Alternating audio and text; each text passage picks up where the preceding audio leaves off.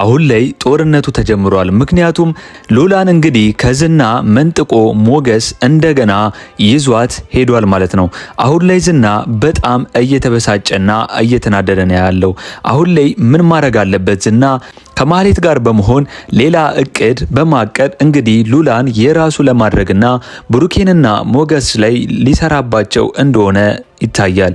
ነገር ግን ብሩኬ ለዝና በኃይል መውሰድ እንደማይችልና የድርድሩን ሀሳብ ደግሞ ቢያቀርብለትም እሱ ግን አሁንም ድረስ መጥቶ ሉላ እንደሚያስፈታት እየፎከረ ነው የሚገኘው። እናም ማህሌት እግዱን እንድታነሳና ቅድስትን እንድትፈታ ለዝና የድርድሩን ሀሳብ ነግሮታል ማለት ነው። አሁን ሉላና ዳጣ አንድ ላይ በመሆን የሆነ ቤት ውስጥ ተቀምጠዋል። እናም ዝና ምንም ሰው ቢገድል ምንም የማይመስለው ሰው እንደሆነ ሉላ ለዳጣ እየነገረቻት ትገኛለች። አሁን ሉላና ዳጣ አብረው በመሆን እንግዲህ አሁን ላይ በሩን ያንኳኳው አንድ ሰው መጥቷል። እንግዲህ ዝና ነው ወይስ እነ ብሩኬ ናቸው? እስቲ እናንተ ሐሳብ አስተያየታችሁን ኮሜንት ላይ አስቀምጡልኝና በክፍል 50 አብረን የምንሆናል። እንግዲህ ዝና ከሆነ ሉላን ወስዶ የሚደብቃት ነው የሚመስለኝ። ዳጣን ግን እንዲሁ አይለቃትም። እንደምትፈራው እሷንም እንግዲህ እንዳይወግራት ነው የምፈራው።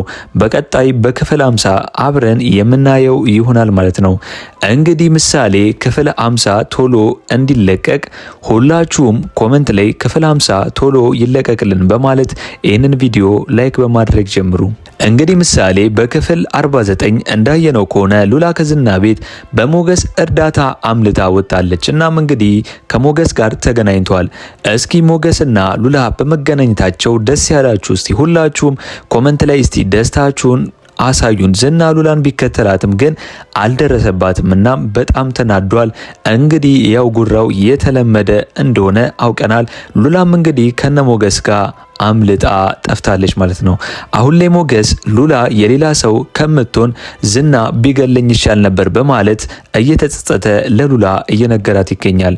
እሷም እንግዲህ ለእሱ ስትል ይህንን የማትፈልገው ህይወት ውስጥ እንደገባች እየነገረችው ነው። ነገር ግን ከዚህ በኋላ ሞገስ ጥሎ እንደማይጥላት እንደማይረሳት ቢነግራትም ሉላ ግን ካልሆነ ሰውየው ስለማይተወኝ እንግዲህ ለእሱ አንድ ሀሳብ አቅርባለታለች። ምንድነው ሀሳቡ? እንግዲህ ሞገስን አብረን እንትፋ ብላ እቅድ ለሱ ነግሯለች ማለት ነው። እንግዲህ ሌላው ዝና ሞገስን እያስፈራራው ይገኛል። ምክንያቱም ሉላን ከቤት ይዞ መሄዱ ለሱ አበሳጭቶታል።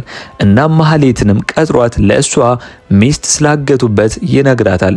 ስለዚህ እሷን አግቶ ለመደራደር ቢያስብም ነገር ግን ማህሌት ይሄ ከሚሆን ምሳሌን እንዲያግታት ሌላ ፍንጭ ተነግሯለች ማለት ነው። እሱ ግን ይህንን ከማድረግ ነይና ቤታቸውን አሳየኝ ሄጄ ከሞገስ አንጥቄ ወስዳታለሁ ብሏታል።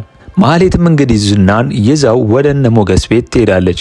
አሁን ላይ ሉላን ያመጡበት ምክንያቱ ቤቱንና ቅድስትን ከታሰረችበት ለማስለቀቅ እንደሆነ ነው። ነገር ግን ማህሌት ከዝና ጋር በመተባበር ቤቱን ታሳየዋለች። ነገር ግን ማህሌት ለመመለስ ብታስብም ዝና ግን አብራው መሄድ እንዳለባት ይነግራታል ማለት ነው። ማህሌትም ለዝና እንደነገረችው ቤታቸው ሲሄድ እነሱ አምልጠዋል። ቀድመው አውቀው ቤቱን ለጊዜውም ቢሆን ለቀዋል ማለት ነው። ይህም ያየው ዝና የባሰ ተበሳጨ። ሉላን ለማግኘት ቤት ቢመጣም ሞገስ እንደገና ይዟት ወጥቷል ማለት ነው። እንግዲህ ማህሌትም የራሷን ሀሳብ እንግዲህ ለሞገስ ለዝና እያቀረበችለት ትገኛለች። ምንድነው ሀሳቧ? ይህንን ባዶ ቤት እንግዲህ በስሜ መች ነው የምታደርግልኝ እያለች እሷም የራሷን እቅድና የራሷን ሀሳብ ለዝና በዚህ ሁኔታ ውስጥ ሆኖ ቶሎ እንዲጨርስላት እየነገረችው ነው። ሌላው እንግዲህ ዳጣም በጣም የተሰማትን ነገርና ማንነቷን እንደ ሌሎች ልጆች ስላላወቀች አድቅሳለች። ዳጣ እንግዲህ በጣም ነው ያሳዘነችኝ።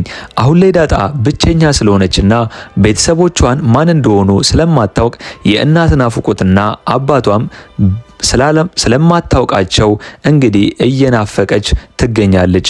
ይህንን ስታወራ እንግዲህ ያያችሁ በጣም ነው ልብ የምትነካው። ሌላው ብሩኬ ለዝና በኃይል መውሰድ እንደማይችልና አሁንም ቢሆን የድርድሩን ሐሳብ ቢያቀርብለትም እሱ ግን የድርድሩን ሐሳብ ወዲያው አልተቀበለውም። እናም ማህሌት እግዱን እንድታነሳና ቅድስትን ወዲያው ከፈታት ሉላን እንደሚሰጠው ብሩኬ ለእሱ ነግሮታል ማለት ነው። አሁን ሉላና ዳጣ አንድ ላይ በመሆን እንግዲህ የሆነ ቤት ውስጥ ሆነው ተቀምጠዋል። እናም ዝና ምንም ሰው ቢገድል ምንም የማይመስለው ሰው እንደሆነና ክፉ ሰው ስለሆነ ለዳጣ ነግሯት ነበር። አሁን እነ ሉላ ጋር በሩን ያንኳኳው ዝና ነው ወይስ እነ ብሩኬ ወይስ ደግሞ ሌላ ሰው ነው? እናንተ ይህንን ማንን ትገምታላችሁ?